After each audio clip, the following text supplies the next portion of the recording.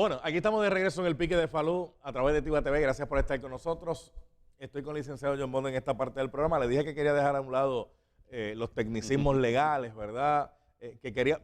Aquí estamos hablando del estatus nuevamente. Claro, claro. Esto no ocurriría si Puerto Rico no fuera un territorio. Si Puerto Rico fuera un estado, no le aplicaría nada de esto. Si Puerto Rico fuera un país independiente y soberano, no una colonia como es ahora, pues entonces no estaría aplicando la Constitución de lo federal porque no seríamos parte de los Estados Unidos. Esto ocurre porque somos un territorio, punto. Y ahora le pregunto, Puerto Rico es un territorio, pero es un territorio que tiene una constitución que aprobó el Congreso de los Estados Unidos, porque la gente en Puerto Rico votó por esa constitución, fue al Congreso de los Estados Unidos, el Congreso de Estados Unidos pasó revisión sobre esa constitución, quitó lo que no querían que apareciera ahí y dejó lo que entendían que podía aparecer ahí. Correcto. Nuestra constitución no habla de juicios por jurado. Sí, tiene una sección que habla de proveer los mismos derechos de la Constitución Federal, especifica que el veredicto podrá ser por no menos de 9, o sea que no tiene que ser unánime, pero el problema es otro. O sea, si tú tienes un derecho fundamental, derecho constitucional fundamental, a tener un juicio por jurado unánime, ¿ok? Siendo territorio, el Congreso no puede cambiar eso por un plumazo, porque es la Constitución. Y eso es desde Marbury versus Madison en 1804, si bueno no recuerdo, 1803, 1804, donde se dice que es the supreme law of the land, y si una ley del Congreso es repugnante a la Constitución, es inválida. Hay estados en los Estados Unidos que no funcionen los jurados por unanimidad. Sí, los hay. No te sé decir el breakdown de cuántos, pero los hay, los hay. Eso no es nada raro y ahí he subido al Supremo de los Estados Unidos varias veces y como que le han dicho, bueno, lo que pasa es que son lugares diferentes. Todavía no ha habido una decisión que diga, no, como es un derecho fundamental bajo la sexta enmienda, pues tienes que hacerlo. El problema estriba que si Puerto Rico es un territorio, esa, vamos a decir, autonomía de Estado no la tiene. A menos que el Tribunal Supremo, en el caso del pueblo de Sánchez, que está allá arriba, diga, a pesar de que Puerto Rico está bajo la cláusula territorial, para efectos de la quinta enmienda, pues tiene soberanía primigenia, o como se llama. Le pregunto eso porque aquí en la misma determinación dice, arguye que sin embargo, al determinarse en el caso Pueblo versus Sánchez Valle, supra que Puerto Rico es un territorio federal, bajo la cláusula territorial del Congreso, le es de aplicación la norma de unanimidad en los veredictos a rendirse por el jurado en procesos criminales. Si eso es así, entonces nos van a cambiar todo lo que ha pasado en la historia prácticamente. En mi opinión, y es una opinión que obviamente, recuerden, yo soy estadista recalcitrante,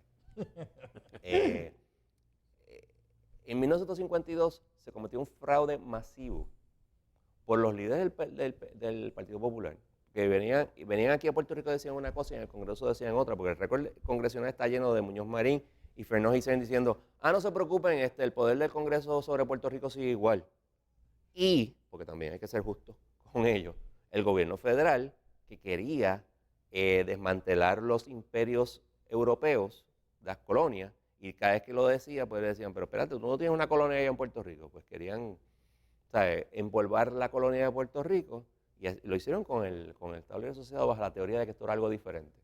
Pero ¿qué pasa? La Constitución Federal habla sobre naciones, gobierno federal, los estados, las tribus indias, y los territorios. No habla sobre Estado Libre Asociado. Eso no está por ninguna parte. Ni habla sobre Commonwealth.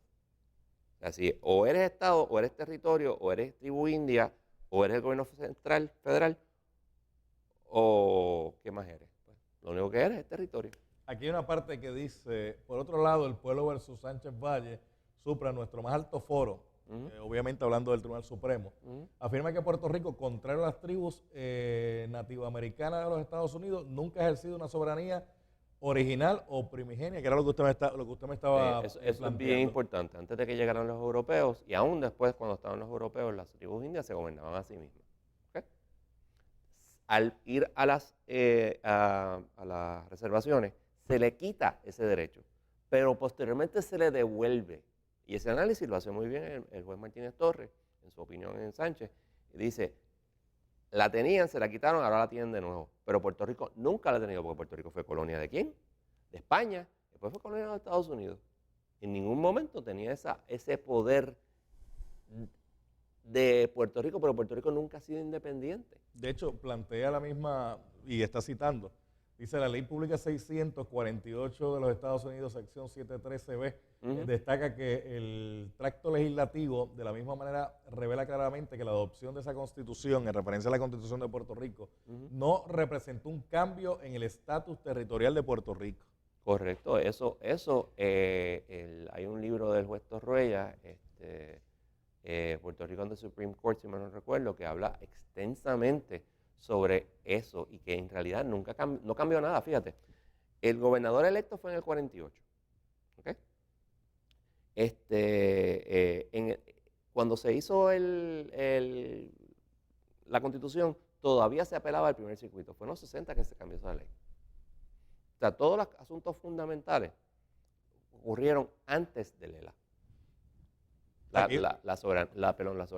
ciudadanía en 1917. Claro, claro. Y aquí hay un punto interesante que es de la apelación que van a estar viendo de Pueblo versus Sánchez Valle, que por eso que se lo estoy trayendo, porque esta es la génesis, como quien dice, ¿verdad? Esta determinación del Tribunal de Apelaciones, donde dice que reitera que lo único que significa que el gobierno del Estado Libre Asociado de Puerto Rico y sus poderes legislativo, ejecutivo y judicial estarán igualmente subordinados a la soberanía del pueblo de Puerto Rico. Pero dice, es que el Congreso le delegó a los puertorriqueños la facultad de manejar el gobierno de la isla y sus propios asuntos internos sujetos a la voluntad popular. En ese sentido, el pueblo de Puerto Rico es soberano solamente en aquellas materias locales que no estén regidas por la Constitución de los Estados Unidos de Norteamérica. Estados Unidos de América, no Norteamérica.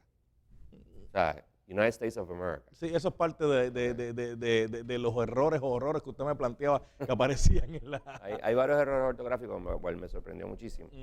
Ok, ahora mismo, ¿Puerto Rico puede hacer un tratado con Japón?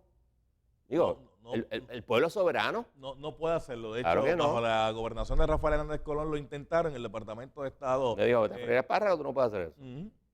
La soberanía no está en el pueblo como muchos soberanistas hablan. La soberanía, good or bad, está en el Congreso. Y eso se llama ser un territorio. Y llevamos 115 años en territorio. Hay un caso del Tribunal Supremo de Estados Unidos que se llama Alguien versus Dred Scott.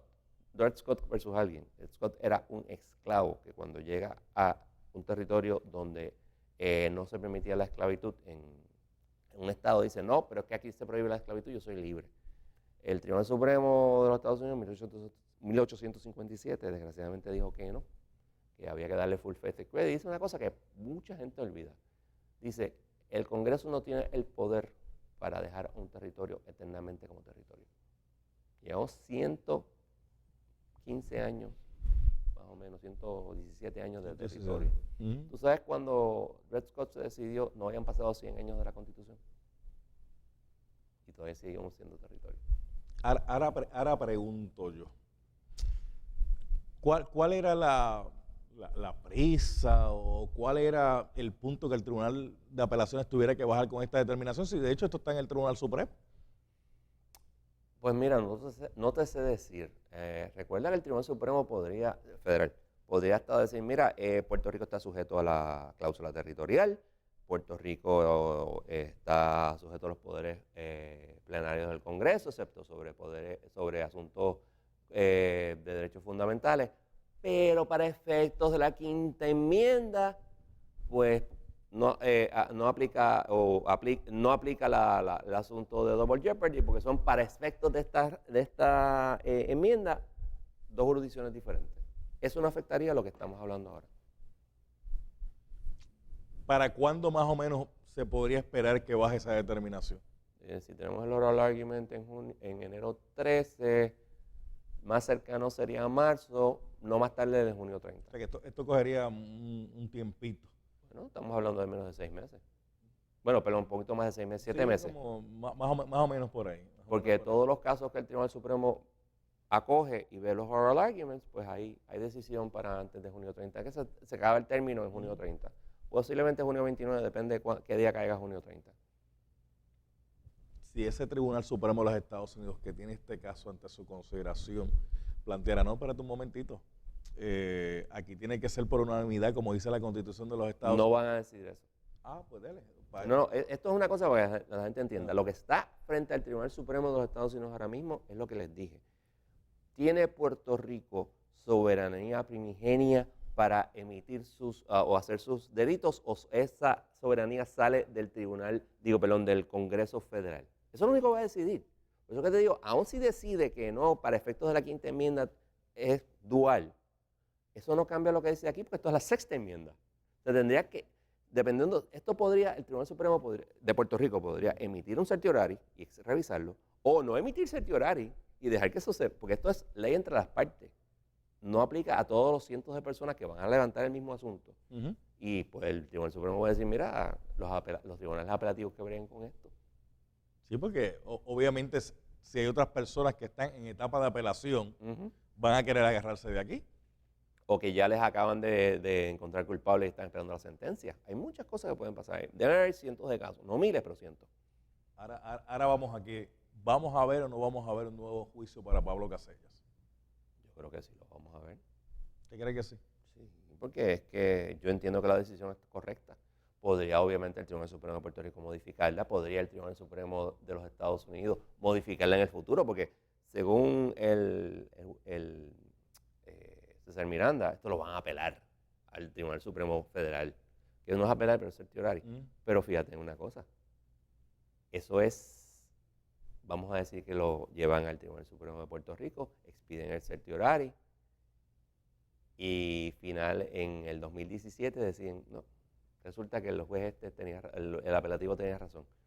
¿El próximo gobierno va a apelar eso? Esa es la pregunta. Porque, pues, decir que Puerto Rico es una colonia suena chévere para una administración que no es popular. Habría que ver. Habría que ver. Digo, que haya un nuevo juicio no plantea, ¿verdad?, que no vayan a encontrar culpable a Pablo Casellas como yo un jurado lo encontró. Yo quiero recordarles a ustedes el caso de Miranda versus Arizona, el de las advertencias Miranda. En ese caso se dijo, un nuevo juicio. El tipo lo había encontrado culpable de asesinar a una persona. Pues se declaró culpable de homicidio y estuvo preso 20 años. Un poquito menos porque salió antes por buen comportamiento, pero el tipo era culpable. Vamos a ver qué pasa. Mientras estamos hablando de esta situación, ¿verdad? Triste y lamentablemente una mujer perdió la vida, que es Carmen Paredes, de una forma vil, cobarde. Prácticamente estaba sentada en la terraza de su hogar tomando café, leyendo un periódico cuando alguien vino y le arrebató la vida. Alguien que un jurado entendió que fue Pablo Casellas. Correcto. Vamos a ver qué pasa. El dinero, ¿cuánto pesa el dinero para una buena defensa? Porque otros argumentos que está haciendo el pueblo licenciado es que, claro, como estas personas tienen dinero, son de clase alta, pues tienen más recursos para allegarse a la justicia, cosa que personas que no tienen dinero no tendrían tanta posibilidad. Te voy a decir dos cosas. Uno, los abogados de oficio de Puerto Rico son buenos y bien celosos en su deber. Obviamente no tienen tanto tiempo, porque tienen que llevar muchos casos. Y el tú tener una defensa de millones de dólares ayuda. Mira, Aníbal Acevedo Vilá, ¿cómo es que se llama? Esa era la de Thomas Green. Thomas Green, que fue más de $1 millón. El Dream Team de O.J. Simpson. Pero también hay múltiples casos donde tienen tremendos abogados y pierden. Eso depende también mucho del caso. Vamos a ver qué pasa. Le vamos a dar seguimiento aquí en el Pique de Falú. Gracias al licenciado John Mott. Voy a la pausa, regreso en breve.